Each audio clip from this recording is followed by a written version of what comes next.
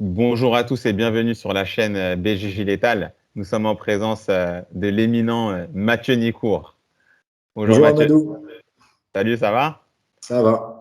Tout se passe bien à la Free Fight Academy? Tout se passe bien. Là, dans 2 heures, on attaque une grosse soirée.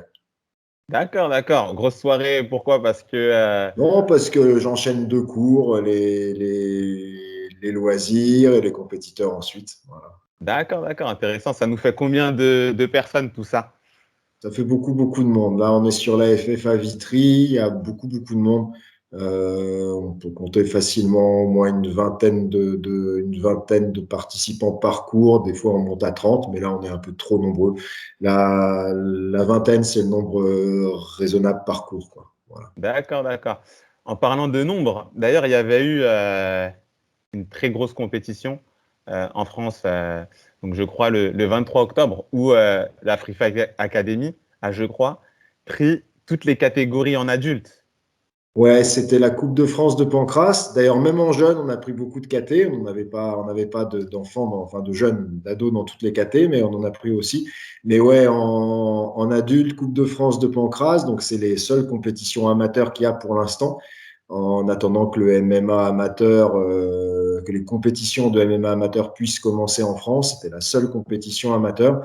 Et ouais, on prend toutes les catégories de moins de 61 à moins de 120, toutes les premières places et très souvent aussi des deuxièmes, voire des troisièmes places. Ouais. D'accord, impressionnant parce que ça veut dire moins de 61, moins de 65, moins de 70, moins de 77, moins de 84, moins de 93, moins de 105. C'est impressionnant. Donc, cette Moins de catégorie, 120, ouais. avec combien de participants? Parce que certains pourraient se dire, bon, ils étaient 20, c'était la petite coupe du quartier. Il y avait combien de participants à Ah peu près? non, il y avait beaucoup, beaucoup de participants, hein. Il y avait tellement de participants que dans la catégorie des 70, par exemple, je crois qu'il y avait plus d'une vingtaine de compétiteurs. Ils ont dû faire 2 tournois différents pour la catégorie des moins de 70 parce qu'il y avait trop de monde. Non, non, il y avait beaucoup, beaucoup, beaucoup de monde. Bah, en fait, n'ayant pas de compétition de MMA amateur organisée par la FMMAF pour l'instant, tout le monde se rabat, comme on avait l'habitude de le faire, sur le pancrace pour le sport amateur. Donc là, tous les clubs,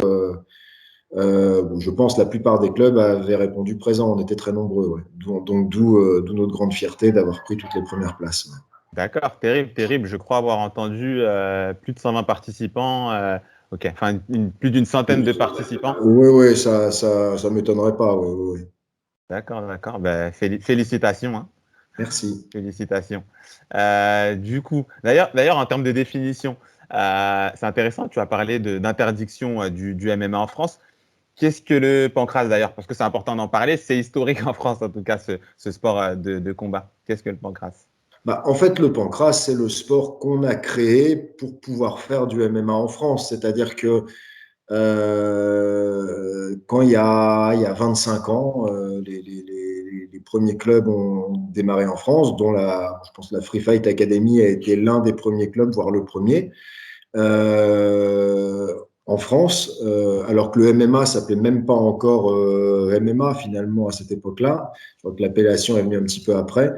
On n'avait pas le droit de faire de compétition de MMA en tant que tel en France, mais avec plusieurs, voilà, les personnes qui étaient là à l'époque, qui s'occupaient de développer le sport en France, on a proposé cette appellation pancrace, cette définition, qui convenait à tout le monde parce que il y avait un gros groupe japonais qui s'appelait Hybrid Wrestling Pancras à l'époque, c'était avant l'époque du Pride et tout ça, qui était certainement la plus grosse organisation japonaise à l'époque.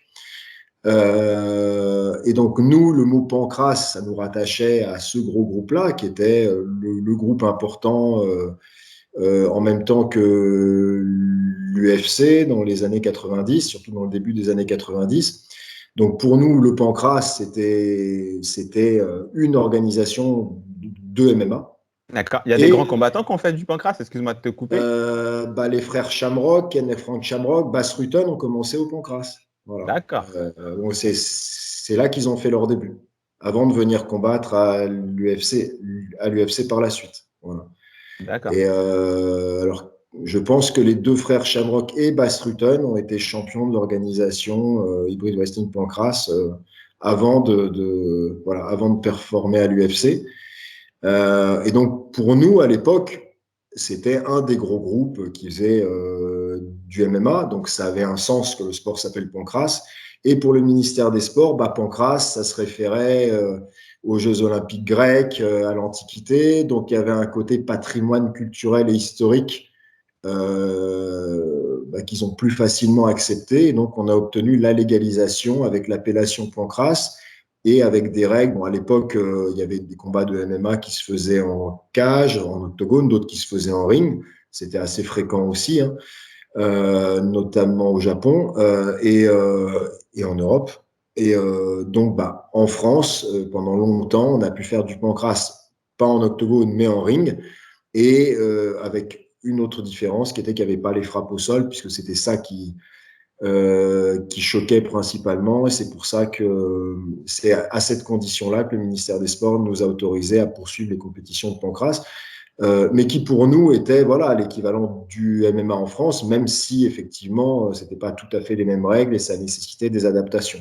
Voilà. D'accord. Est-ce que tu as connu les compétitions de pancrace ou uniquement de MMA parce que tu as eu un parcours et un palmarès en MMA? Est-ce que tu peux nous le redonner, ce palmarès? Et puis, qu'est-ce que tu as connu comme type de compétition et puis comme type d'organisation avec quel type de règles en fin de compte? Alors, en fait, moi, j'avais fait la première organisation qui s'appelait Hybride Pancrace en France, qui était donc qui était donc inspiré du modèle japonais, où il y avait, alors, c'était la toute première où l'objectif était de recruter des professionnels français, de sélectionner les professionnels français pour les préparer à les combattre à l'international par la suite. Donc j'avais remporté la première Coupe de France d'hybride pancrace et à l'époque il y avait par exemple certaines frappes au sol et les frappes au sol étaient autorisées dans une certaine mesure. Alors cette compétition-là a été interdite immédiatement après la première édition, donc on n'avait plus Pourquoi tu as eu. été trop violent? Alors, Tu l'as c'était remporté, tu as été trop non, c'est violent? pas moi spécialement, c'est que je pense qu'ils savaient pas trop ce que c'était le pancrace à Bien l'époque, sûr. personne, voilà. Et donc, quand on leur a dit après, mais vous avez laissé faire une compétition, alors, des fois on parlait de free fight à l'époque, etc. Et puis le ministère des Sports a dû prendre peur. Et ensuite, c'est après qu'on a obtenu la légalisation officielle du pancrace avec l'affiliation à différentes fédérations et que d'autres compétitions de pancrace ont pu se poursuivre en France. Donc moi, j'avais fait cette première compétition-là, l'hybride pancrace, que j'avais remporté. Donc c'était selon le modèle de ce qui se faisait à l'époque, c'était très fréquent. Il y avait plusieurs combats et dans une seule journée ou soirée, on faisait plusieurs combats à la suite.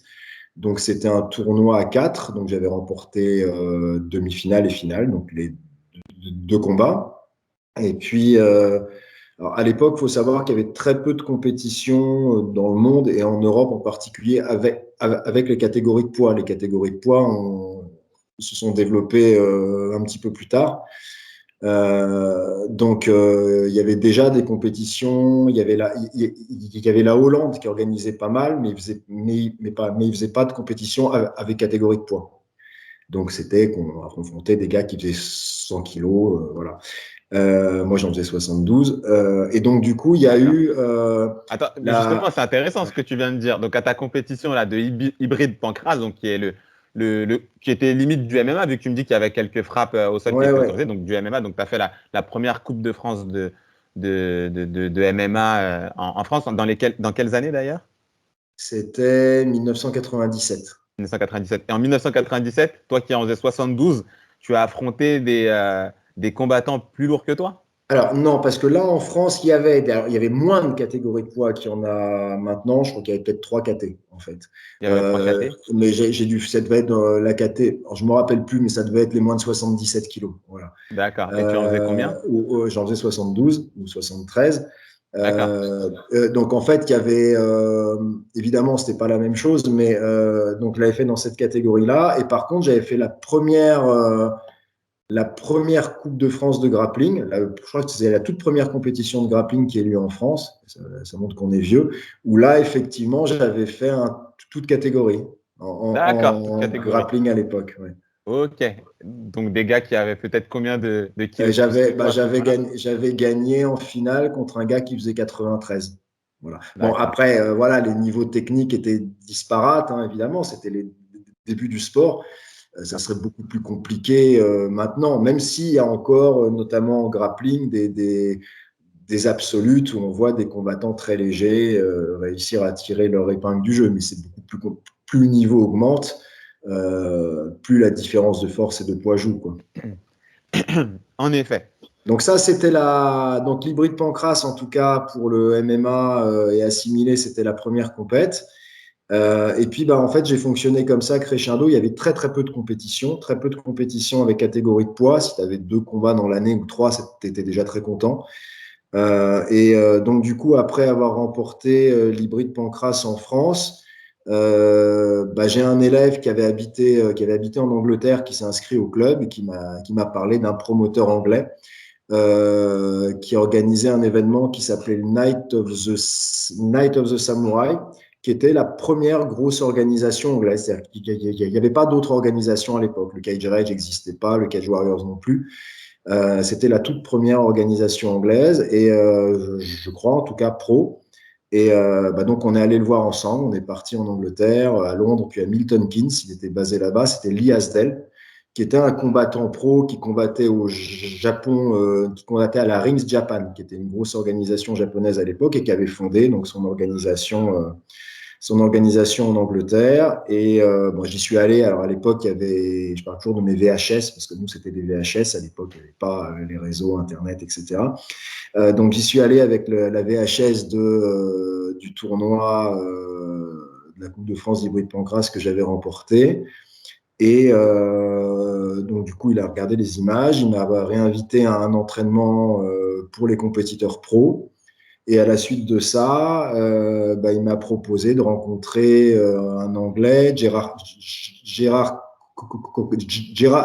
il m'a proposé de rencontrer Gérard Coville, qui était champion d'Angleterre de boxe thaï et qui était ceinture noire de judo également, euh, pour un titre européen de son organisation. Voilà. Et donc, ça, c'était en 98. Donc, j'ai remporté le combat et le titre de champion d'Europe de Val Tudo, puisque c'était Val Tudo, c'était l'appellation D'accord. utilisée à cette époque-là. Donc, tu as connu Voilà. vraiment les noms Ouais, les ouais, plus ouais. anciens possibles. Valetudo, Free Fight.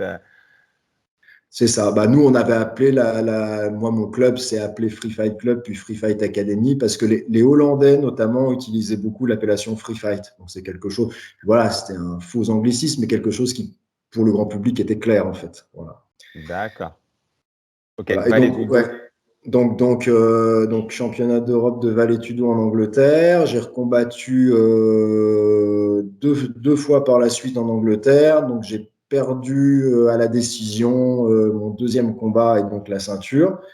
Bon, nous, on trouvait que c'était litigieux, donc on a demandé une revanche qu'on a obtenue. Et puis, donc, j'ai récupéré pour mon troisième combat en Angleterre, donc deuxième titre de champion d'Europe en Angleterre, la ceinture européenne. Et puis, bah, pareil, j'ai toujours utilisé le même système. Je dis, bon, parce qu'en fait, il y avait presque rien comme compète, donc je me dis, je vais pas passer ma vie là. Donc, je regardais, l'international, c'était l'Amérique du Nord, où il y avait les combattants de très haut niveau.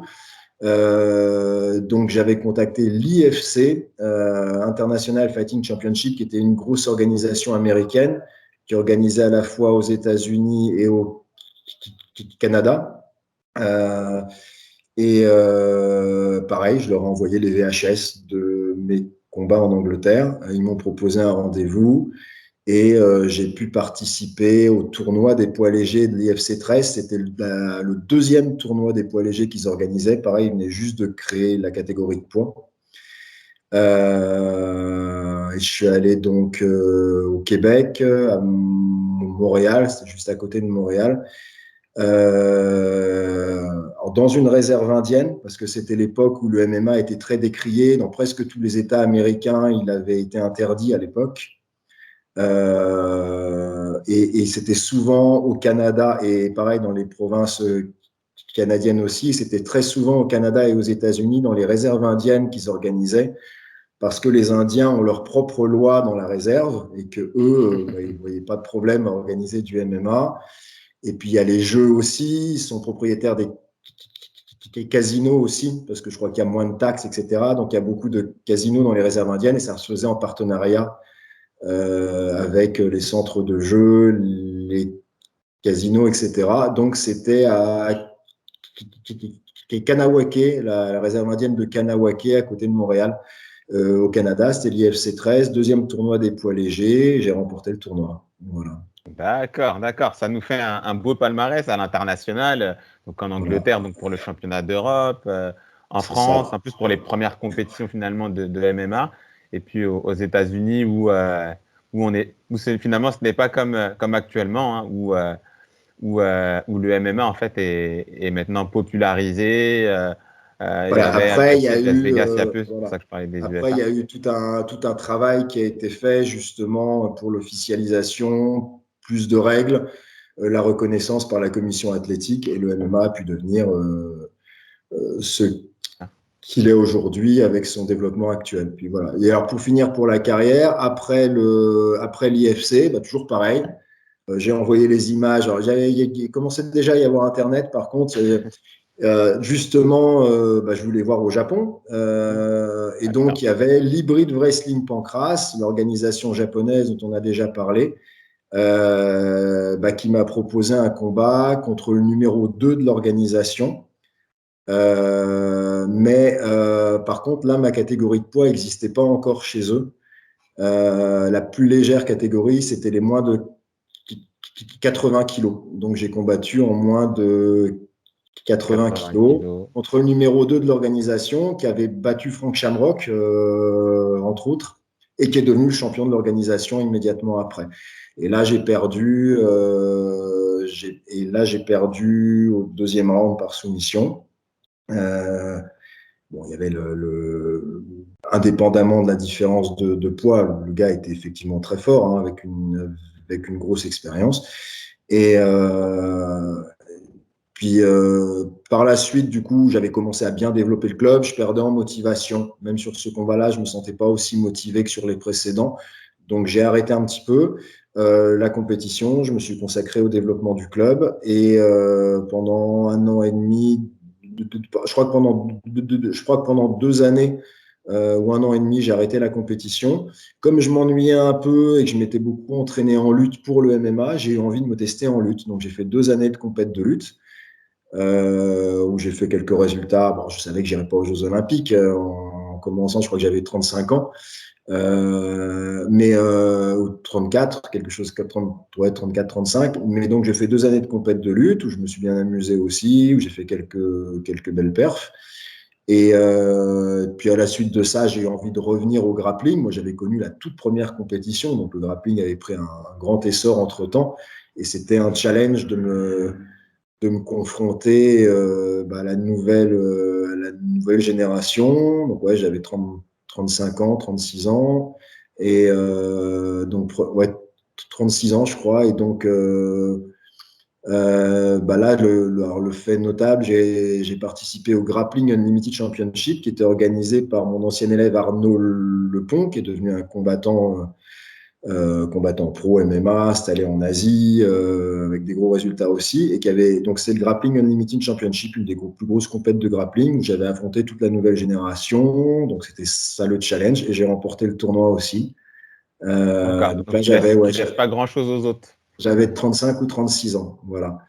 D'accord. Et ensuite, j'ai refait, bah, du coup, la motivation était revenue un peu pour le MMA. Et j'ai fait mes 2 derniers combats de MMA à 36 ans que j'ai remportés. Alors, l'idée, c'est de recommencer petit à petit, petites organisations et puis monter petit à petit. Donc, j'ai gagné les 2 premiers. Puis là, j'ai eu ma grosse blessure au cervical et bon, bah, j'ai arrêté la compétition à ce moment-là. Voilà. D'accord. Grosse carrière, riche. Tu avais commencé d'ailleurs à quel âge ta première compétition? Ah, peut-être 25 ans, quelque chose comme ça. 25 ans, ouais, 25, 26. Ouais. D'accord. Bah, le MMA n'existait pas avant, quoi. Voilà. Tout à fait. Donc tu fais partie, on peut le dire, des pionniers du MMA français? Oui, ça, je pense que c'est. Ouais, ouais, ouais. D'accord. Il y avait qui avec toi parmi ces pionniers, parmi ces Ah, il y premiers avait qui ont alors fait le découvrir tout le MMA premier en France? Français, il y a eu quelques Français qui ont combattu avant moi, peut-être deux, trois. Alors le premier à avoir remporté un combat à l'étranger, je crois que c'est moi. La première ceinture aussi. Euh, et puis alors à l'époque où je combattais, il y avait Christophe Midou, dont on parle plus beaucoup parce que je crois que la médiatisation l'intéresse pas, mais qui avait une belle carrière aussi, qui a fait beaucoup de combats, hein, qui a continué plus longtemps que moi après, qui avait combattu à l'IFC aussi, notamment. D'accord. Ça a été Euh, d'ailleurs un des coachs de Georges Saint-Pierre, Christophe ouais, Midou, ouais, il me ouais, c'est semble, hein. ça, parce qu'il avait vécu au Québec et je crois qu'il avait entraîné Georges Saint-Pierre, effectivement. D'accord. Il avait été Euh, en bif d'ailleurs avec Georges Saint-Pierre à un moment. Je ne sais pas si tu avais eu cette histoire. non, Il alors, j'ai l'avait pas.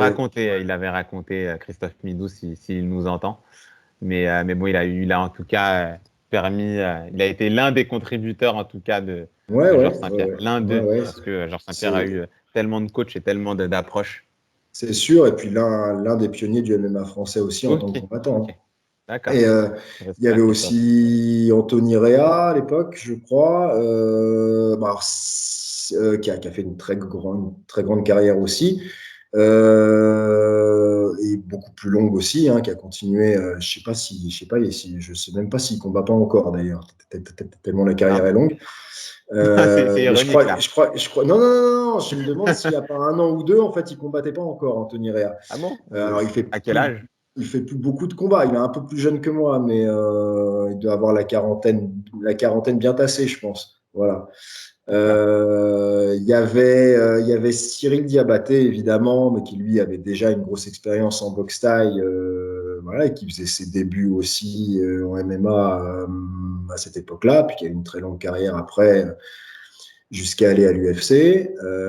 Il y avait les frères Chiavo, qui ont dû commencer un peu après moi.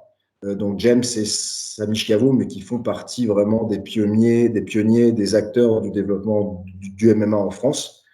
Donc il y a Sami Chiavo qui a une belle carrière, qui a fini à l'UFC aussi, et James Chiavo qui a une carrière de compétiteur professionnel aussi, mais qui surtout en tant qu'entraîneur a formé beaucoup d'élèves également. D'ailleurs, je crois qu'ils ont remporté presque toutes les places de la coupe PACA de Pancrace, la coupe régionale du sud de Pancrace aussi, ce qui prouve aussi que là, on a un club formateur. Voilà, il y avait les frères Fernandez, Manu et Fred Fernandez, qui commençaient la génération un petit peu après moi, mais qui font partie des pionniers aussi. Les frères Damien et Mathias Riccio, ça devait être pareil, un tout petit peu après moi, ou à peu près à cette période-là aussi. Voilà, c'est à peu près tous les pionniers qui ont fait parler d'eux en termes de résultats ou en tant que formateurs qu'il y avait à cette époque-là. Voilà, il y en a d'autres, hein, mais voilà, peut-être les plus importants en termes de résultats sportifs. Voilà. D'accord. Et du coup, pour en revenir à toi, Mathieu Nicourt, combien de générations de combattants est-ce que tu as eu? Et puis, est-ce que tu peux nous parler de combattants notables qui sont passés sous tes ordres? Oh, il y a eu des générations de combattants, il y en a beaucoup, puisque ça fait, ouais, le premier club, c'était il y a 25 ans maintenant. Free Fight Academy. Mon premier club, c'est 1995. Voilà. Et que j'ai appelé Free Fight Club peut-être en 96 et qui est devenu Free Fight Academy en 97. Et donc, en fait, dès le début, je m'entraînais, mais j'ai formé, comme il n'y avait pas de club, c'est moi qui ai créé ma propre structure pour pouvoir m'entraîner aussi. Et je formais des élèves en même temps. Voilà, parce que j'ai vécu plusieurs années seulement du MMA à cette époque-là. Je pense avoir été l'un des premiers à le faire. Mais évidemment, comme il y avait très peu de combats et que les bourses n'étaient pas aussi importantes, c'était principalement les cours qui me faisaient vivre. Puis j'avais la fibre pédagogique aussi. Je suis professeur de PS à la base, donc Donc, j'ai commencé à former alors que je m'entraînais aussi. Donc, j'étais compétiteur et entraîneur en même temps. C'était souvent mes élèves qui venaient dans le coin avec moi d'ailleurs. Voilà. D'accord. Donc, beaucoup de générations de combattants, hein. Après, il y a eu les premiers élèves qui ont remporté beaucoup de compètes en pancrace. Déjà, à l'époque, il y avait eu des classements par équipe où on avait fait premier dans les compétitions en amateur qui sont importantes pour moi parce que en tant que coach, c'est là que tu vois si tu formes. Après, pour les professionnels, il y a du management qui intervient, il y a beaucoup de choses. Mais c'est tes compétiteurs amateurs qui montrent la qualité de formation du coach et du club. Donc, c'est ce qui, pour moi, était la marque de fabrique. Donc, on a eu beaucoup de générations à avoir des résultats, Coupe de France, Championnat de France de Pancrace en amateur. Et puis, beaucoup qui ont continué au niveau professionnel ensuite. Il y a eu parmi les plus connus qui ont été loin, il y avait donc Arnaud Lepont, qui a été en Asie, qui a été combattant du One FC, notamment, puis qui avait remporté plusieurs titres dans plusieurs organisations. Gary Kono, Gary Décordé, qui n'ont jamais eu de titre dans des très grosses organes, mais qui ont eu plusieurs ceintures dans plusieurs petites organisations. Ça, c'était peut-être la première génération d'élèves à remporter des combats en pro. Steve Sifflet à l'époque qui a eu quelques beaux résultats aussi, puis qui en a eu en grappling notamment. Il y a eu une deuxième génération, c'était l'époque de Michael Lebou, Tahar Abdi, Shaban Shaibedra. On avait remporté la Supreme League ensemble, qui était un championnat donc pro, hein, championnat par équipe, donc dans les règles du Pancrace à l'époque, organisé par Hatch. On avait fait premier ex-aequo avec la Hatch Academy à la première Supreme League. Donc Michael Lebou, qui a continué sa carrière par la suite et qui a été combattant de l'UFC aussi.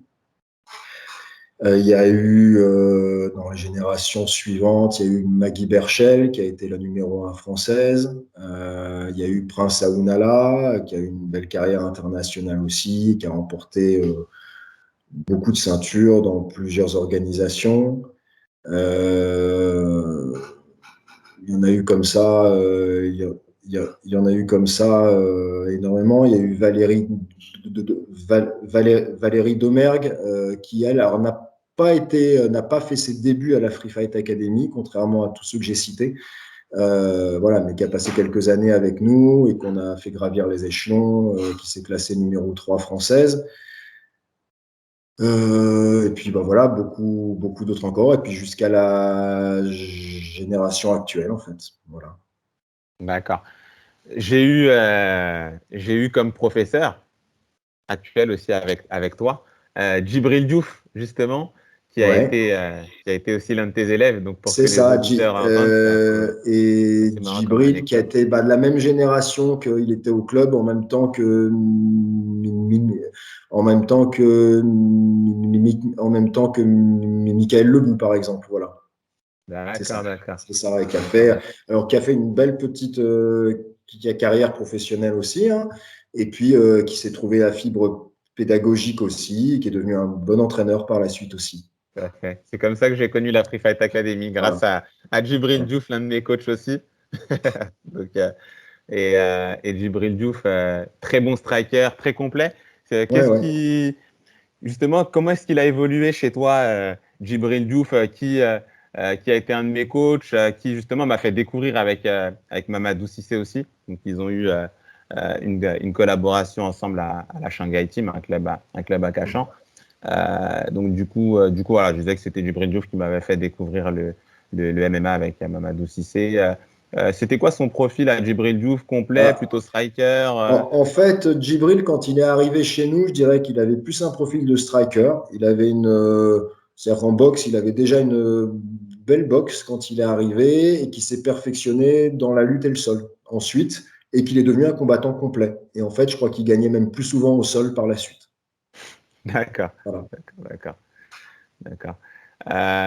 Aussi, par rapport aux combattants que tu as formés, on a aussi eu, je crois, Fernand Lopez, qui souvent, peut-être par humilité, se dit dans des, euh, dans des podcasts un combattant moyen. Qu'est-ce que tu pourrais en dire de Fernand Lopez? Quelles étaient ses qualités? Jusqu'où est-ce qu'il est allé? Quelle était votre collaboration? Lopez, il a fait toute sa carrière de combattant pendant de nombreuses années à la Free Fight Academy. Alors c'était même avant, donc c'était la génération avant Chaban, Michael, etc. Il y avait d'autres compétiteurs à l'époque, hein, parce que j'en ai oublié au passage, mais il y en a eu tellement de générations. Il y avait Fethi Messabi aussi, qui était à l'époque de Lopez, qui était présente dans l'équipe, qui a fait une belle carrière pro aussi. Lopez, quand il est arrivé, il faisait du rugby et de la lutte. Donc, au niveau des amenés au sol, évidemment, il avait déjà un bon bagage de lutte. Il avait fait du taekwondo aussi, donc il avait aussi des notions de combat pied-point. Mais il a beaucoup, beaucoup fait évoluer son style. Donc, on a alors, il dit qu'il était un combattant médiocre. Effectivement, c'est de la modestie parce qu'il était un bon combattant. Il n'a jamais réussi à percer au niveau international comme il l'aurait souhaité, comme le souhaitent tous les combattants. Il a toujours manqué un petit truc à chaque fois qu'il était sur un gros combat qui le lui aurait permis. Je me souviens quand même d'un beau combat sur Abu Dhabi où il avait remporté son combat. Ça devait être le dernier de sa carrière, je crois. Mais par contre, voilà, il était facile pour moi dans le top 3 français de la catégorie de poids. Il a d'abord évolué en moins de 93 puis en moins de 84. Donc voilà, ça n'a pas été un grand combat un grand combattant à l'international, mais il a été un très bon combattant malgré tout, avec un beau palmarès. Les défaites, c'était à chaque fois contre des personnes fortes. Et il était quand même au-dessus du lot par rapport au niveau français. Hein. Donc, c'était un bon combattant, effectivement. Il a fait aussi, parce qu'on faisait pas mal de grappling aussi à la Free Fight Academy en même temps, il a fait de très bons résultats en grappling aussi. Ça, il n'en parle pas souvent. Mais il a remporté de nombreux podiums en grappling à l'époque. Et en fait, ce que j'ai fait avec Lopez, c'est ce que j'ai fait avec d'autres, c'est-à-dire que je capitalise sur leurs points forts. Alors, en complétant ce qui manque, bien sûr, mais en leur permettant chacun de définir leur propre style. Bon, Lopez avait des aptitudes en lutte, évidemment. De la lutte, on a appris les bases. Pas, les premiers combats, en fait, il se faisait quelquefois surprendre encore avec des guillotines, etc. On a fait un travail spécifique sur ça. Le passage de garde systématique sur le takedown, sur le double leg avec la croix, que moi j'appliquais en combat. Il l'a très, très bien appris aussi. Ce qui fait que par la suite, il s'en est pris. Il y a eu un combat où il s'est fait battre par guillotine par un Brésilien sur une grosse compète de grappling. À la suite, plus personne n'a jamais réussi à lui mettre une guillotine. À chaque fois, il passait la garde. À chaque fois, il l'amenait au sol. Il a remporté beaucoup de compétitions de grappling de cette façon-là. Il l'utilisait pour le MMA aussi. Et puis, il a complété, voilà, donc il a appris les bases du sol, à défendre des soumissions, quelques bonnes soumissions qu'il avait comme point fort aussi. Et puis, il s'est beaucoup entraîné en boxe aussi, de façon à devenir un combattant complet en MMA. Voilà. Et donc, il a eu une belle carrière, même s'il n'a pas percé au niveau international. Voilà. D'accord. Est-ce qu'il avait déjà ses aptitudes au management, ses aptitudes au QI fight, hein? Donc, pour les auditeurs, le QI fight, c'est l'intelligence dans le game plan, c'est l'intelligence dans les actions, dans la stratégie que vous allez mettre en place dans un combat, que ce soit d'ailleurs ces fights, hein, donc soit du MMA, du grappling, du jiu-jitsu brésilien. Voilà, donc en tout cas, c'est ce qu'on constate avec Fernand Lopez, hein, c'est qu'il a vraiment une belle compréhension. Il manage très, très, très bien ses combattants. Il permet des transitions très intéressantes à des combattants qui ont déjà été accomplis dans, dans différentes disciplines. On pense par exemple à Cyril Gane, ou lorsqu'il a exploité aussi le pouvoir de destruction de Francis Ngannou. Donc ma question c'est, est-ce qu'il avait déjà ces aptitudes de très grande intelligence de jeu? Alors, il avait une aptitude à l'enseignement, à l'encadrement, ce qui fait que très tôt, je lui ai proposé de s'occuper de certains cours à la Free Fight Academy. Donc ça, il l'a toujours eu, je pense, effectivement. Après, ce qu'il a développé par la suite, c'est la capacité à envisager le sport de façon professionnelle, à construire un business plan, alors que le sport était pratiqué de façon... Il y avait un certain amateurisme dans la gestion des clubs de sport en France. Le modèle associatif, c'est ça le modèle français, ça l'est encore aujourd'hui d'ailleurs en grande partie. Et ça a été certainement un des premiers, voire le premier, à se former au niveau du management aussi, à envisager la professionnalisation de la structure. Et donc avoir très grand et d'où les qualités non seulement d'entraîneur, mais de management, en fait, qu'il a pu développer par la suite, et notamment pour aider des combattants pour les driver dans leur cursus professionnel et les amener jusqu'au plus haut niveau. Donc ça, je pense que ça, il l'a vraiment développé ensuite en se formant. D'accord, ok, très bien. Du coup, toujours par rapport à tes qualités d'enseignant de MMA, combien de... Alors ça va être difficile de dénombrer, mais combien de combattants, que ce soit loisirs ou compétiteurs amateurs ou pro, sont passés sous tes ordres ou à la Free Fight Academy? C'est difficile à dire, mais peut-être des milliers, parce que quand tu comptes qu'il y a une centaine d'adhérents par année, et qu'on parle de 25 années de carrière, je pense qu'il y a eu des milliers en fait de pratiquants qui sont venus se former, pas tous avec les mêmes objectifs. Je pense que ce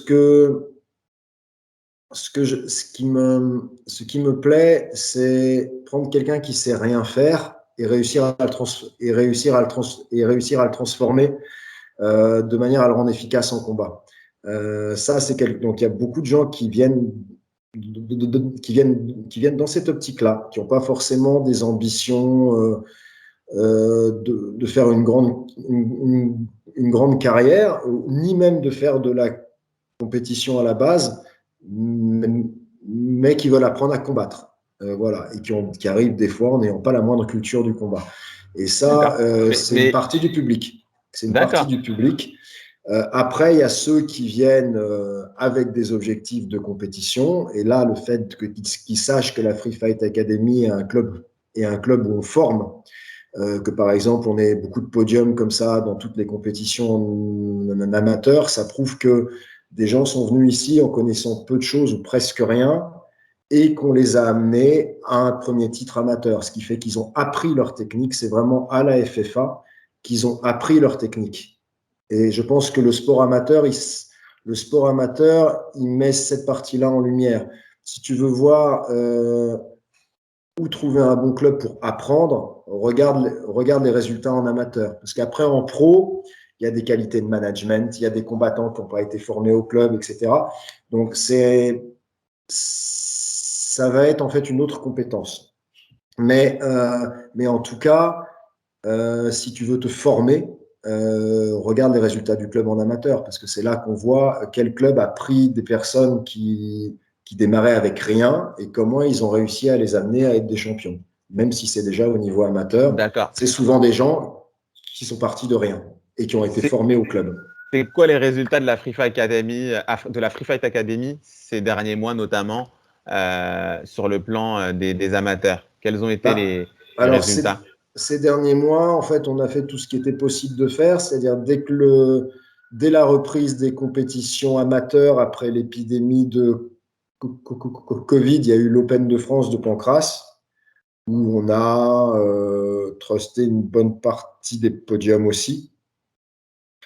Ça a été la première compétition amateur en France autorisée.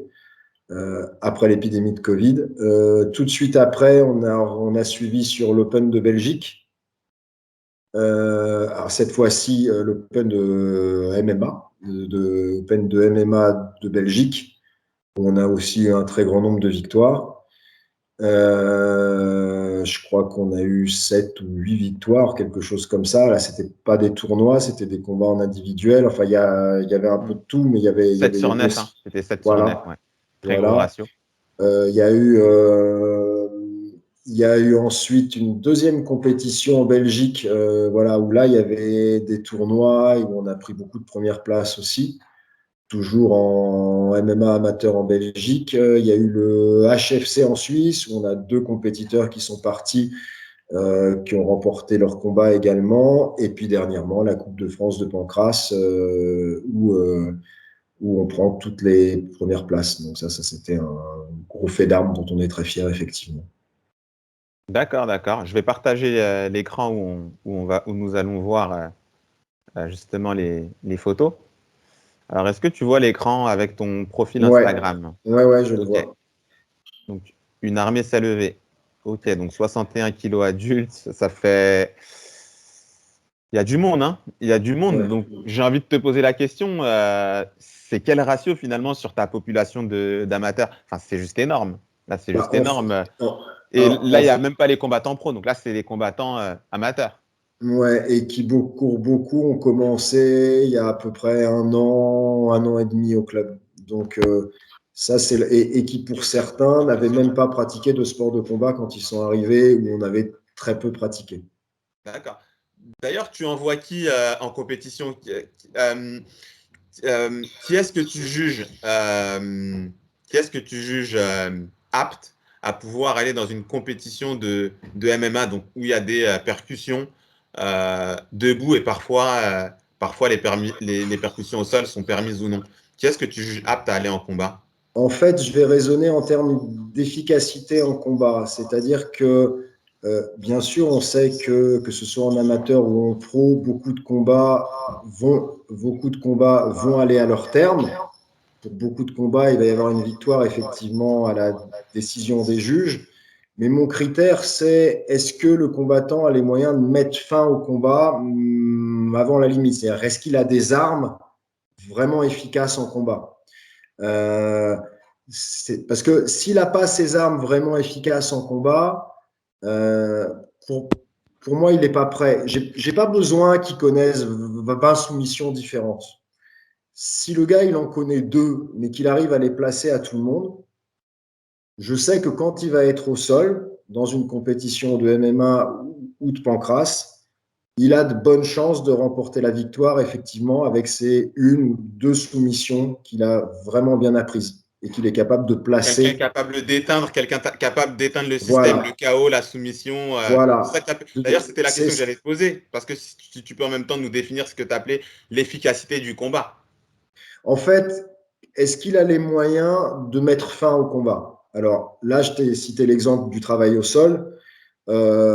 Si un gars il est bon avec le triangle, que son triangle dans toutes les positions, à un moment donné, il le place.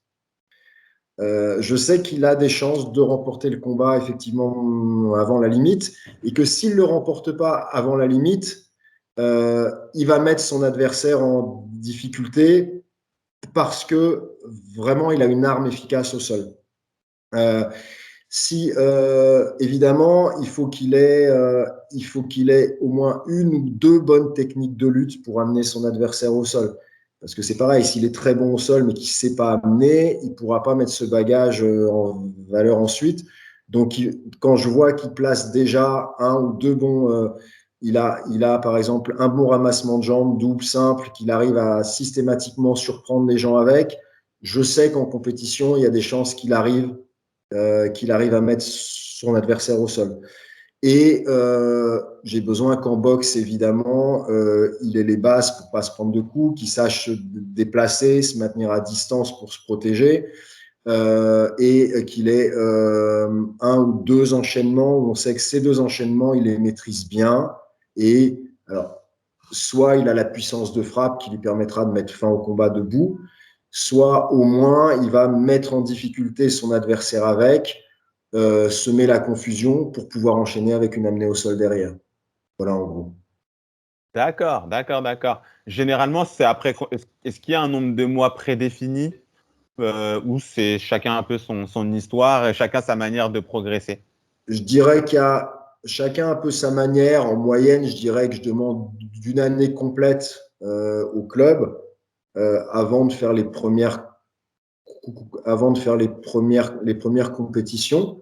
Mais c'est pas une règle absolue. Si je vois qu'au bout de… Alors après, il y a des gens qui viennent au club en n'ayant rien pratiqué.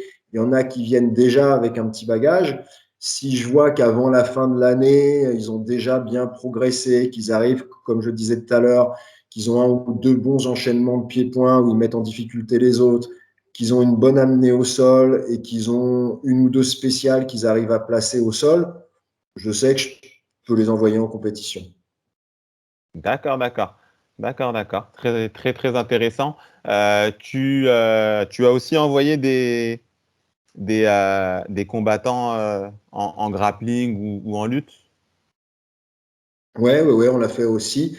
Là, on s'est plutôt concentré sur le MMA parce qu'on sait que mais il y a eu voilà beaucoup d'années effectivement où il y avait moins de compétitions en pancrace amateur ou les compétitions de grappling où on enchaînait aussi beaucoup. On faisait même les compétitions de lutte effectivement, qui était un peu la marque de fabrique du club à une époque où la lutte était très négligée en France. Moi, quand j'ai commencé, tout le monde disait tu fais du jiu-jitsu brésilien, tu fais de la boxe thaï. Et à partir de là, tu vas être un combattant efficace. Et ce qui, pour moi, n'était pas vrai. Moi, je voyais les combattants américains à cette époque-là qui venaient de la lutte. La boxe thaï, ils y connaissaient rien. Le jiu-jitsu brésilien, ils avaient appris les bases pour pas se prendre un juji ou un triangle. Et en fait, ils remportaient les combats. Donc, c'était pas pour moi aussi simple que ça. J'ai vu tout de suite quel était l'intérêt de la lutte pour le MMA et je l'ai tout de suite intégré à ma pratique. Donc, c'est pour ça aussi qu'on faisait des compétitions de lutte à l'époque où il y avait très peu de compétitions en France. Là, maintenant, avec le développement du MMA en France et le développement du MMA amateur pour bientôt, je l'espère, on n'aura peut-être plus autant besoin d'aller dans les autres disciplines parce qu'en MMA, vraiment, on va pouvoir s'exprimer au niveau amateur beaucoup plus et il va y avoir beaucoup de compétitions qui vont permettre aux compétiteurs français de se former sur leur propre territoire et ça va être une grande nouveauté. D'accord, intéressant.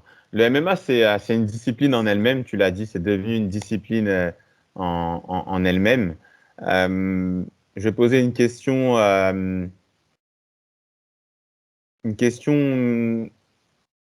un peu provocante. Est-ce qu'il y a beaucoup de clubs de MMA en France? Sachant qu'il y avait le Pancras. Est-ce qu'il y a beaucoup de clubs de MMA en France? Moi, je sais que, alors j'ai choisi la Free Fight Academy, hein, comme je dis, c'est un club affilié avec mon premier club de MMA, qui est la Shanghai Team avec Djibril Diouf. Ben, vous êtes des formateurs qui font du MMA, donc qui mélangent les genres. Et mélanger les genres, ben, on le voit, hein, si on prend de l'eau et on met de l'huile au-dessus, ça restera de l'eau et de l'huile au-dessus. Donc pourtant, on a mélangé dans le verre des genres. Mais les liaisons, est-ce qu'il y a beaucoup de clubs en France qui font des liaisons? Alors, je pense que de toute façon, il va y en avoir de plus en plus. Mais c'était pas forcément le cas avant, effectivement. Moi, je me rappelle des tout débuts du sport où on me disait que, déjà, on me disait que le MMA, ça n'existait pas. Le MMA, ce n'était pas une discipline sportive. Il y a eu des années en France où on nous répétait ça.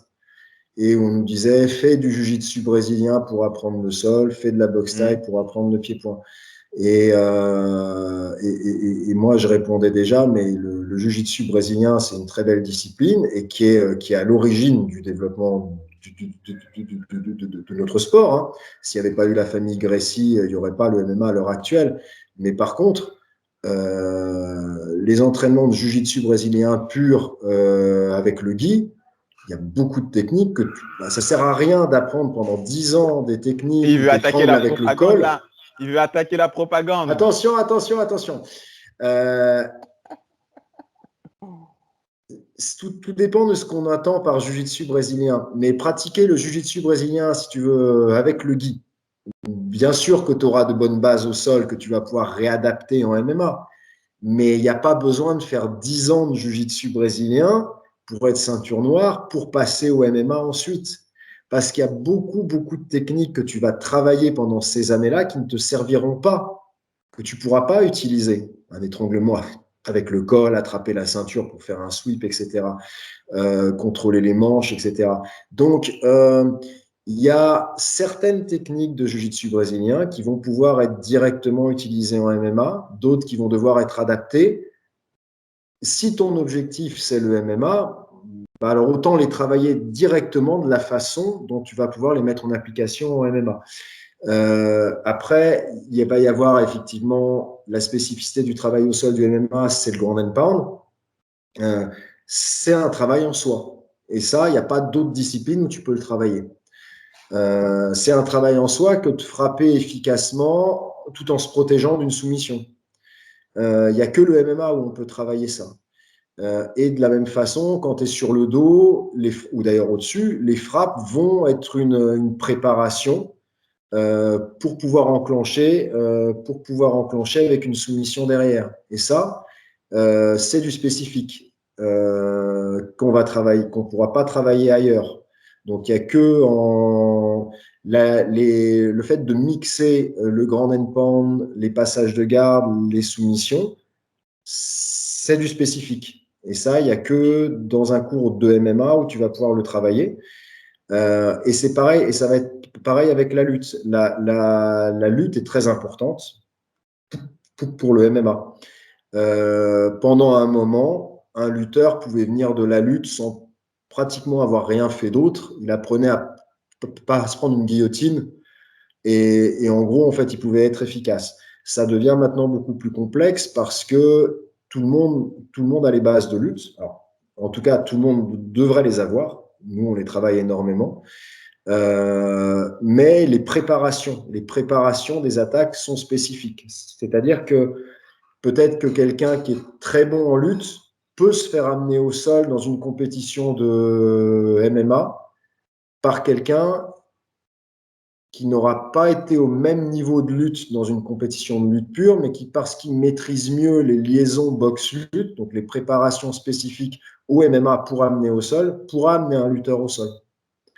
Donc ça, il y a vraiment, et c'est de plus en plus le cas maintenant, et ça va être le cas de plus en plus avec le développement du sport amateur, les possibilités d'aller en équipe de France amateur, aux compétitions de la GAMA, de l'IMAF à l'international.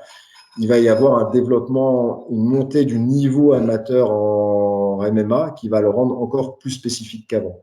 D'accord. C'est intéressant ce que tu dis. Donc, tu es en train de me dire, Mathieu, que un boxeur, que ce soit en boxe anglaise ou de la boxe thaï, dans un combat de MMA peut prendre un KO. Tu es en train de me dire qu'un lutteur peut se faire amener au sol. Tu es en train de me dire qu'un mec du jiu-jitsu brésilien peut prendre un ground and pound terrible et perdre par TKO. Oui, ou même perdre par étranglement. Parce qu'il se sera fait malmener par les frappes au sol et qu'il aura fait une erreur qu'il va faire à cause des frappes au sol et qu'il n'aurait pas faite sinon. Donc après, ça, c'est ce qui se développe actuellement. Et plus le niveau du MMA monte, plus à mon avis, on va effectivement aller vers ça. D'accord. Donc, aussi pour revenir, boxe thaï, un gars de la boxe thaï extrêmement. Un- boxe anglaise parce que ils ont un jeu au point exceptionnel, des déplacements terribles et puis des systèmes défensifs évolués avec des mitaines, parce que c'est le cas dans des compétitions de MMA ou de pancrace. Il peut être dépassé sur les phases debout par un grappleur qui a des connaissances en boxe très rudimentaires. Alors, en fait, je ne suis pas en train de dire que la boxe anglaise sert à rien, hein. Moi, j'aime beaucoup la boxe anglaise en tant que sport et je suis convaincu que c'est très utile, effectivement, pour le MMA. Ça peut être très utile à un combattant de MMA d'aller faire des sessions de sparring, effectivement, avec des très bons boxeurs. Euh, Par contre, effectivement, il y a certaines spécificités du fait qu'on a des mitaines, qu'on n'a pas les gros gants de boxe, au niveau de la façon de se protéger. Ça ne va pas être exactement la même chose. On a vu la caractéristique du MMA ou le overhand, la grosse frappe du bras arrière qui plonge. c'est devenu une des spécialités en MMA et une des façons d'abréger le combat en MMA. Alors qu'en boxe, on disait plus ou moins que c'était un coup qu'il fallait pas trop faire parce qu'il était prévisible et qu'on bloquait facilement. Sauf que le overhand avec les petites mitaines, eh ben, on ne bloque pas si facilement avec les petites mitaines et ça passe derrière la mitaine. Donc, il y a des spécificités et on ne peut pas rester en garde et prendre une série de coups comme on le ferait en anglaise parce qu'on est moins protégé avec les mitaines aussi. Et puis, il y a évidemment le travail mixé de la percussion, de la percussion avec le clinch. Pour frapper à partir du clinch aussi, qui est une spécificité MMA. Ça existe en boxe thaï aussi. Donc, il y a des techniques de boxe thaï qu'on peut d'ailleurs adapter et qui sont intéressantes pour le MMA, effectivement, à ce niveau-là. Mais là aussi, il y a une spécificité, c'est avec les gros gants de boxe. En clinch thaï, on a plus favorisé les coups de genoux parce que les coups de poing ne sont pas comptabilisés en taille. Nous, en MMA, avec les mitaines, frapper avec les poings à partir du clinch, là, de dirty boxing, c'est aussi une arme en soi. Et puis, il y a tout l'aspect stratégique qui est que le fait de pouvoir alterner l'alternative décisionnelle entre frapper et amener au sol, ça apporte une incertitude en plus. C'est-à-dire que tu peux faire croire à l'autre que tu vas l'amener et parce qu'il a peur de l'amener, il va baisser ses mains et peut-être prendre une frappe qu'il n'aurait pas prise en boxe non plus. Et ça, c'est du spécifique MMA aussi. D'accord, ok, merci pour les explications. Avant qu'on conclue ce podcast, il y a encore deux choses sur lesquelles on devrait parler. C'est déjà ta promotion, on y viendra un peu après, ta promotion, donc ton événement qui est le FFA Challenge. Pourquoi le FFA Challenge et qu'est-ce qui est à venir? Et puis l'autre question, je l'ai oubliée, mais elle viendra juste après. Si, c'est l'ADN. En fait, quand les combattants passent chez toi, dans ta structure, parce que il y a les structures MMA et puis la structure aussi jiu-jitsu brésilien grappling. C'est excellent pour les combattants, les futurs combattants du côté du 13e ou de Vitry-sur-Seine, en tout cas, donc cette région du 13e, du 94, ça leur offre quand même beaucoup d'entraînement et plusieurs lieux géographiques. Ces combattants qui passent chez toi, je suis un de tes combattants, quel ADN est-ce qu'on obtient en passant chez toi? Ou en tout cas, qu'est-ce qu'on peut obtenir? Parce qu'on peut aussi être hybride, être un peu issu de diverses disciplines. On vient chez toi. Donc, il y a les deux finalement, il y a les deux profils. Celui qui vient et qui démarre le MMA, il n'avait aucun sport de combat. Et puis quelqu'un d'autre, par exemple, il vient du jiu-jitsu brésilien ou de la lutte ou de la boxe. Eh bien, tu disais tout à l'heure, tu compléterais avec d'autres disciplines. Et du coup, est-ce qu'il y a une ADN commune déjà pour ces deux profils? Sinon, quel ADN il y aurait pour chacun de ces profils? En fait, je dirais que l'ADN qu'ils vont avoir, tu demandais tout à l'heure, est-ce qu'il y a beaucoup de clubs de MMA, où on fait vraiment du MMA en France? Je crois qu'en tout cas, l'ADN de la FFA, de la Free Fight Academy, c'est ça. C'est d'être un club de MMA. C'est d'être depuis 95 un club, 96, 97, un club spécifique de la discipline. Et donc, on va pas être un club de sol qui apprend un peu du reste, un club de boxe qui apprend un peu du reste, ou un club de lutte qui apprend un peu du reste. L'ADN du club, c'est d'enseigner le MMA, pas comme une compilation de plusieurs choses, mais comme une discipline à part entière. Ça devient de plus en plus évident aujourd'hui, mais il y a encore des gens qui m'appellent et qui me disent, mais est-ce que je peux directement faire du MMA? Vaut pas mieux que je fasse 2 ans de boxe thaï avant? Je dis non. Si ton objectif, c'est le MMA, commence par le MMA. Et en fait, c'est à ça que me servent aussi les compétitions amateurs, c'est pour prouver ça. Beaucoup de gens qui ont remporté leur première place à la Coupe de France de MMA, à la Coupe de France de Pancras au mois d'octobre dernier, il y a un peu l'ensemble des profils. Tu as des gars comme Waris Chikibula, qui est arrivé avec un bon niveau en boxe pied-point, qui est très à l'aise avec ses jambes, etc. Mais il a remporté ses 2 combats au sol, il les a remportés avec guillotine. Et tu as un gars comme Bison, bon, en fait, il avait plus ou moins rien pratiqué avant, à part se battre dans la rue avec ses potes. Et ben, le mec a remporté ces 2 combats en alternant de boxe, travail de boxe qui lui est assez spécifique, où il avance, où il met des crochets, une bonne amenée au sol de lutte qu'il maîtrise bien, et puis des positions fortes et une de bonnes soumissions qu'il maîtrise bien au sol. Il y a, et t'as aussi, si on te prend toi, tu es arrivé avec un bagage au sol, et tu as perfectionné ta lutte qui te permet d'amener l'adversaire au sol quand on a envie, voilà. Et quand c'est nécessaire, tu as maintenant des bases en boxe qui te permettent de gérer l'adversaire en boxe. C'est-à-dire que moi, ce que je fais, c'est que je donne une base à tout le monde pour combattre dans notre discipline.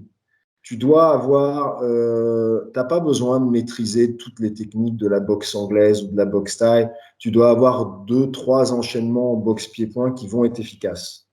T'as pas besoin de maîtriser toutes les techniques de lutte et de faire 20 ans de lutte, mais tu dois avoir 2 bonnes liaisons boxe-lutte qui te permettent d'emmener un adversaire au sol. Et t'as pas besoin d'être ceinture noire de JJB, mais tu dois avoir les bases dans les positions classiques que tu vas avoir au sol pour avoir dans toutes ces positions pour pouvoir avoir une solution et avoir une technique efficace. Et ben, lorsque je sais que j'ai quelqu'un qui a ça, c'est un combattant de MMA qui peut être efficace déjà en compétition. Et après, il peut aller effectivement perfectionner selon ses affinités, selon les sensibilités qu'il va développer. Il peut aller perfectionner un jeu au sol, perfectionner un jeu en boxe, perfectionner un jeu en lutte. Mais en tout cas, l'ADN du club, c'est de donner tout de suite aux gens des bases pour être un combattant de MMA efficace. Donc, dans les 3 domaines dans les 3 secteurs du MMA, la boxe pied-point, la lutte et le travail au sol avec les spécificités du sport. D'accord. Pour conclure sur la partie MMA amateur et puis que tu puisses nous dire rapidement, parce que je sais que tu as des contraintes par rapport justement au cours que tu vas donner tout de suite à 18h. Être efficace en combat, est-ce que c'est être forcément un combattant professionnel où il y a aussi des combattants en amateur qui sont efficaces en combat et est-ce qu'il faudrait aussi qu'ils aillent en pro et aussi, c'était une question aussi en préambule de celle-ci. C'est pour qui le MMA? C'est pour qui surtout surtout la FFA, c'est pour qui? La Free Fight Academy, c'est pour qui? Si j'ai rien fait, si j'ai 35 ans, si j'ai 17 ans, enfin peu importe l'âge, si j'ai 50 ans aussi, hein, c'est pour qui? Donc finalement la FFA, le MMA. Et puis voilà, principalement c'est tout. C'est les dernières questions que je voudrais te poser. Alors, en fait, n'importe qui va te dire que le club, il est bon pour tout le monde, etc. Moi, je voudrais, à ce moment-là, on peut parler des faits.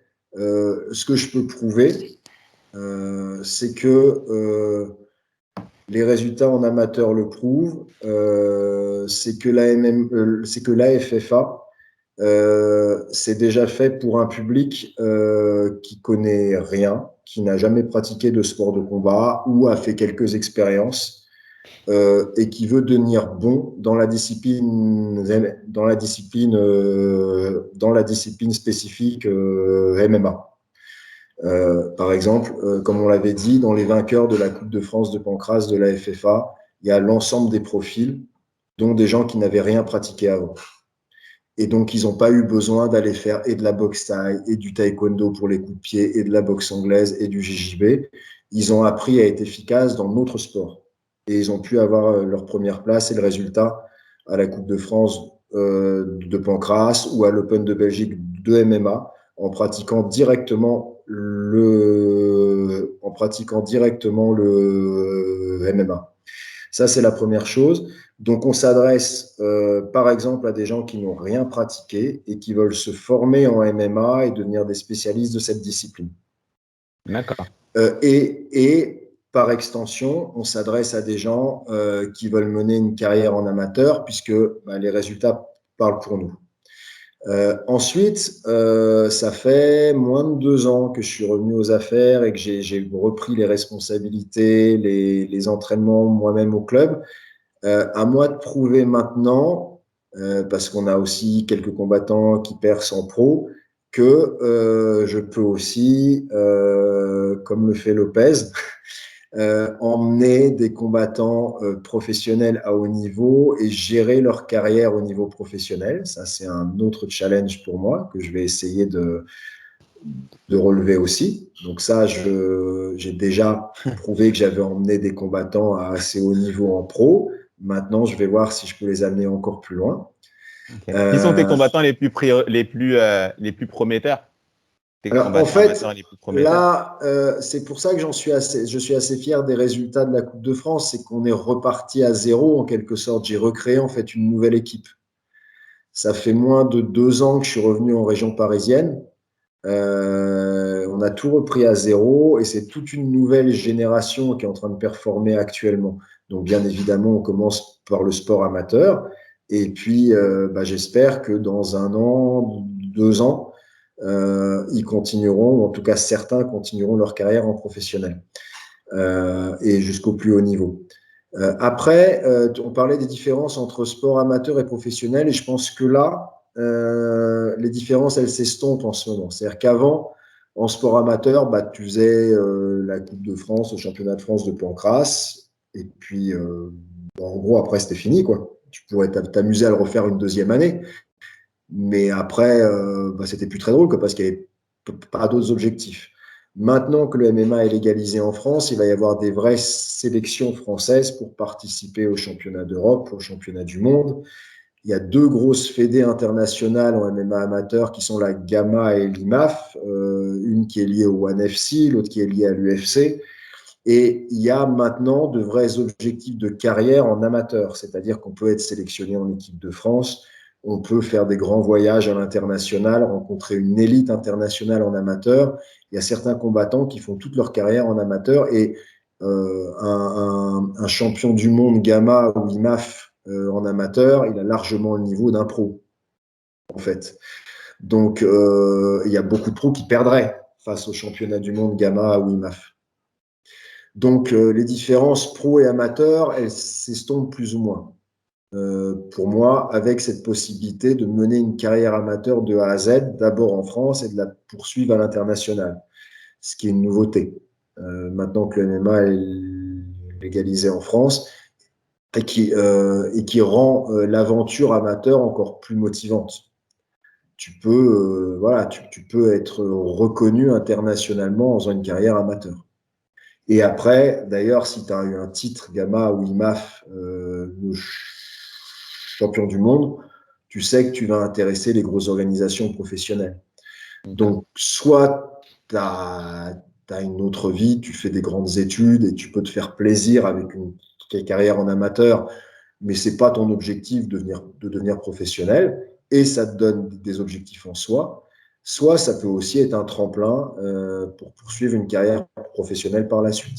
Donc ça aussi, je pense que l'amateur et le professionnel, maintenant, les différences s'estompent en fait. On peut passer de l'un à l'autre finalement assez facilement. D'accord. Il y a Christopher Drouillard et Nicolas Bivol qui vont justement faire leur début professionnel au FFA Challenge. Donc, c'est ces 2 noms-là qui vont partir dans le monde pro. Est-ce qu'il y a d'autres combattants, justement, amateurs Alors, à la en, FFA? en fait, Christopher et Nicolas, ils vont faire leur début dans le gala FFA Challenge, mais ça sera référencé en amateur. Ça ne sera pas D'accord. des combats professionnels. Et là, je reviens là-dessus parce que maintenant, pour moi, je disais, les passerelles de l'amateur et du pro peuvent se faire, notamment quand tu as une carrière amateur à l'international. Et je pense que c'est un objectif intéressant en soi. Il n'y a pas de nécessité de tout de suite passer pro. Ils n'ont pas commencé il y a longtemps. Là encore, on a Nicolas qui avait une petite expérience dans d'autres sports, Christopher qui n'en avait pratiquement pas. Les deux commencent à performer en amateur. Donc, c'est pour ça que je les mets en entrée de carte sur le FFA Challenge pour Qui est un augmenter leur événement pro de expérience. MMA. qui est un Voilà, événement qui pro est un de MMA. événement pro de MMA, mais où on va mixer de plus en plus maintenant, parce qu'en fait, on n'avait pas le choix avant. On n'avait pas le droit d'organiser en amateur parce que la FMF n'avait pas diffusé les règlements, enfin tout un tas d'administratifs très compliqués. Maintenant, on a le droit. Donc, on va mettre en entrée de carte des combats du FFA Challenge, des combats aussi en amateur, pour permettre aux amateurs de se faire une expérience comme c'est le cas dans d'autres pays, comme c'est le cas en Angleterre, comme c'est le cas dans les pays de l'Est, se faire une vraie expérience en amateur avant de passer professionnel. C'est génial. Est-ce qu'il y a eu des événements de MMA avant le tien qui justement présentaient cette diversité de profils entre amateurs et professionnels? Je n'ai pas le Bah, souvenir d'en avoir en, vu. en France, non, forcément, puisqu'il n'y avait pas du tout d'événements de MMA et que les premiers dont a fait partie le FFA Challenge pendant l'épidémie de Covid, seuls les combats professionnels étaient autorisés à cette période-là. D'accord. Donc là, c'est le premier événement de MMA en France qui va présenter des amateurs en ouverture de carte et enfin des professionnels sur la Alors, suite de la carte. pour être exact, ça sera le deuxième parce que Ok. le 13, donc la semaine d'avant au GFA, organisé par Jean-François Billon, il y aura aussi des combats amateurs en entrée de carte. Donc, D'accord. on sera Donc, le deuxième événement en France à d'accord. présenter des combats amateurs. C'est ça. D'accord. Historique, et puis ben, tu es un peu dans ton rôle de pionnier où tu justement ouvres la voie, et puis on espère que d'autres événements C'est suivront ça. Et en la, fait, là, lorsque je la route. disais dans la construction de la carrière, ce qui m'intéresse aussi, c'est que là, voilà, on a deux combattants qui montrent des aptitudes, mais qui manquent encore d'expérience, évidemment. Ils vont pouvoir se perfectionner en amateur grâce à des événements comme le FFA Challenge qui laisseront une partie de leur carte pour les amateurs, mais aussi parce qu'il y aura des objectifs motivants et je compte bien continuer là-dessus avec toute notre équipe amateur, qui sont des sélections en équipe de France pour participer aux championnats d'Europe, aux championnats du monde, Gamma, IMAF. Donc, des perspectives très motivantes et où ils pourront acquérir une reconnaissance par leur performance dans le sport amateur avant de passer professionnel. D'accord. Et où ils aborderont du coup, s'ils le souhaitent par la suite, une carrière professionnelle avec déjà une grosse expérience. D'accord. Il y a combien de combattants professionnels à la Free Fight Academy? Actuellement, en activité, peut-être Est-ce que tu peux les 7 ou 8. citer? Enfin, est-ce que tu peux citer les... Alors là, dans les prochains qui combattent, Nora Cornol, Parwez Arabzai, Bourama Kamara, Elder euh, Fernandez? Elder Fernandez sur le GFA également. Voilà, ça c'est les quatre qui ont donc Emeric Rouillet aussi. Voilà, c'est les cinq là qui ont des combats prévus prochainement. Voilà. D'accord. Et pour la plupart des autres, je préfère les maintenir encore un petit peu en amateur, puisque comme on disait, c'est un nouveau groupe qui a été recréé, hein, c'est une nouvelle génération de la Free Fight Academy, donc ils ont eu d'excellents résultats en amateur, mais qui manquent encore d'expérience, et je préfère laisser se construire encore un peu en amateur.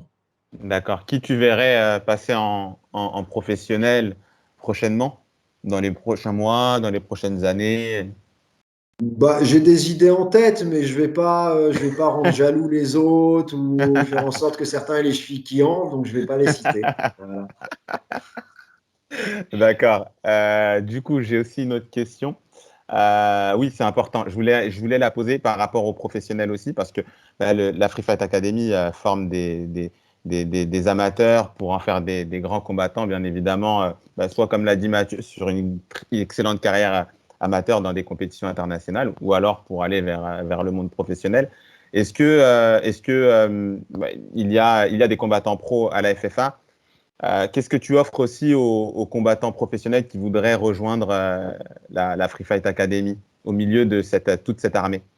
Bah, en fait, ce qui m'intéresse, c'est d'offrir aux combattants les meilleures conditions pour développer leur carrière. Donc là, ils ont évidemment les bonnes conditions pour développer leur carrière en amateur. Avec le FFA Challenge, ils ont les bonnes conditions pour faire la transition, c'est-à-dire pour au début combattre en amateur et puis faire leur début professionnel et se construire un palmarès en professionnel. Ça, c'est ce qu'on offre aux combattants de la FFA, bien entendu, dans un premier temps, mais aussi à tous les combattants français, cette possibilité de se construire un palmarès pro en France, D'accord. dans une Et s'ils ont organisation déjà des française. combattants, s'ils ont déjà des combats pro, s'ils sont déjà professionnels, qu'est-ce que tu leur offres aussi? Pour l'instant, le FFA Challenge, il a surtout pour vocation de mettre Alors, en pardon, ah oui, avant. pardon, je repose la question. C'était pas dans le cadre du FFA Challenge. C'était dans le cadre d'une adhésion à la Free Fight Academy. Qu'est-ce que un professionnel, qu'est-ce qu'un combattant professionnel de MMA aurait comme intérêt à rejoindre la Free Fight Academy? Alors, si c'est un combattant professionnel qui est en début de carrière, il aura évidemment toutes les meilleures conditions, entre autres avec le FFA Challenge, pour développer sa carrière, pour se construire un palmarès. Et si c'est un combattant qui est déjà plus expérimenté, dans ce cas-là, il bénéficiera d'un réseau pour pouvoir le faire combattre sur des plus grosses organisations. C'est clair, en tout cas c'est clair et c'est intéressant. On Aujourd'hui, il parlait n'y a pas beaucoup de des, on parlait promotions. des combattants professionnels. On n'a pas cité Yacine Najid, qui pour le coup est un ancien, qui vient de remporter son combat au UE Warriors. Warriors, par exemple. Donc il y a beaucoup de possibilités comme ça. Bourama Kamara, qui va combattre dans l'organisation Samouraï au Québec prochainement. Donc ça, c'est le prochain palier après le FFA Challenge. Donc, des connexions avec déjà de belles organisations internationales, où là, pour le coup, on peut commencer à parler d'un revenu pour un combattant professionnel, puisque c'est des bourses qui commencent à être un peu plus intéressantes, et surtout, qui pour ceux qui réussiront à performer à plusieurs reprises dans ce type d'organisation, des passerelles vers les très grosses organisations. D'accord. Bah, au moins c'est très clair quoi. C'est très clair et c'est très intéressant pour des combattants, soit ceux qui en ont déjà et qui voudraient se développer. Tu as parlé de développement de carrière. Tu as clairement dit que comme contrat tacite, informel, il y aurait la possibilité de participer au FFA Challenge, qui est l'un des, pour l'instant, trop peu nombreux événements de MMA en France. C'est génial. Du coup, pour conclure cette émission, ce podcast, quels sont les combats à ne pas rater au FFA Challenge 3 et où est-ce qu'on peut suivre ce FFA Challenge 3? Donc, le FFA Challenge 3, pour la première fois, aura lieu dans le 77 à Damary-Lélis, juste à côté de Melun. Donc, pour les Parisiens, c'est pas si loin que ça vaut le coup de faire le déplacement. Il n'y a pas tant d'organisation que ça. Et pour évidemment les habitants de la Seine-et-Marne, c'est la première fois, c'est le tout premier événement de MMA dans leur département, donc je les invite à y aller. Les places sont en vente à la FNAC. Vous pouvez vous trouver le lien directement sur le compte Instagram ou Facebook du FFA Challenge. Donc n'hésitez pas à réserver vos places. Les réservations ont déjà démarré et vous n'avez plus qu'une semaine et demie pour le faire. Dans les nouveautés de ce FFA Challenge-là, on a notamment deux champions de lutte sénégalaise qui sont venus spécialement du Sénégal euh, pour faire leur début professionnel en MMA, et donc pas en particulier Aziz Pikafei qui fait le main event en catégorie super lourd, donc plus de 120 kilos. Donc ce sera son premier combat de MMA. Il est sur le main event. C'est déjà un champion reconnu en lutte sénégalaise, un des seuls à avoir battu Rug Rug, qui est déjà très connu sur la scène internationale. Donc ça va, et qui va affronter Tamerlan Albiekov, qui lui fera ses débuts professionnels, mais déjà champion de France de Kempo et MMA amateur, puisque le Kempo sélectionne pour la Gamma à l'international et qu'il avait remporté ce championnat-là. Et donc, ça va être un combat de titan, évidemment, et l'occasion Pour les amateurs de lutte sénégalaise, on sait qu'on a une communauté nombreuse en région parisienne, de voir un vrai champion évoluer en France et dans les règles du MMA. Et le challenge, ce sera de montrer s'il sait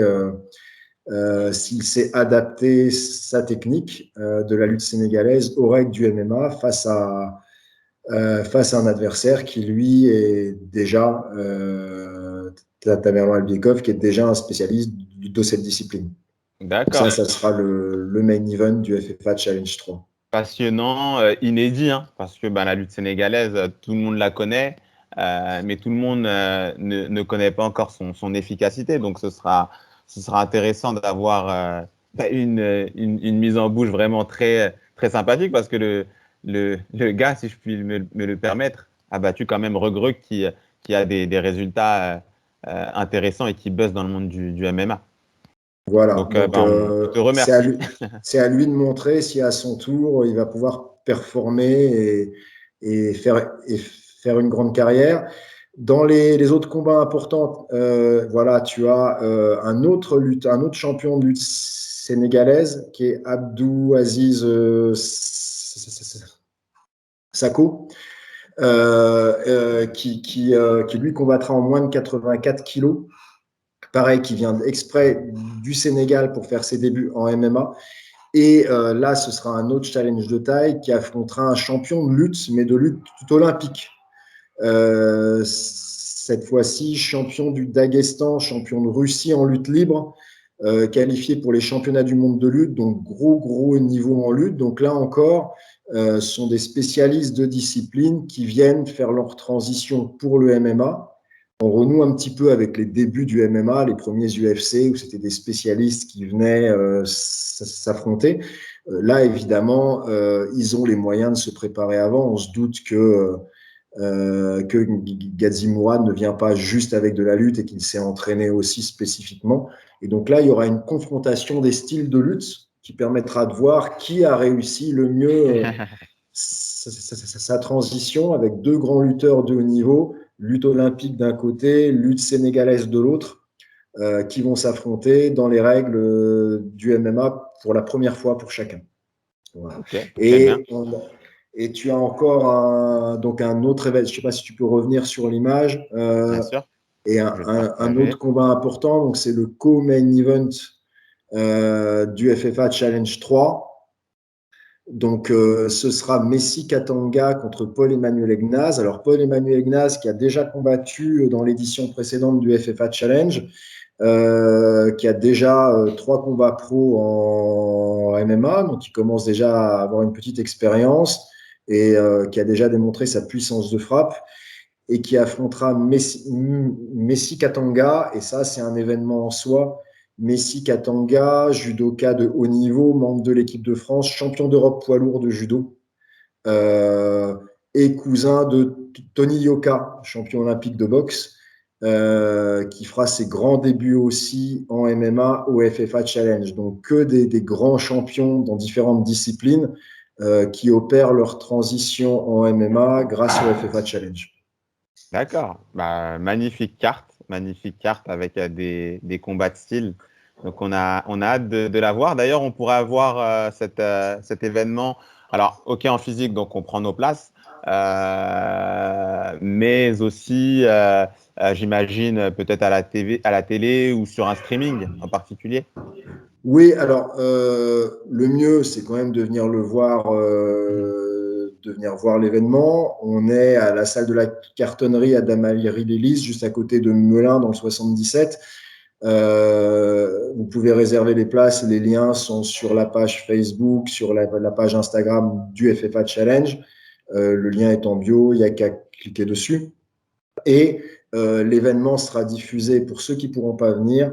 L'événement sera comme les 2 éditions précédentes du FFA Challenge, diffusé en live sur la plateforme Fight Nation de Arnaud Romera, ce qui garantit la meilleure qualité pour visionner l'émission de chez soi pour un prix dérisoire par rapport à la qualité de l'événement. Voilà.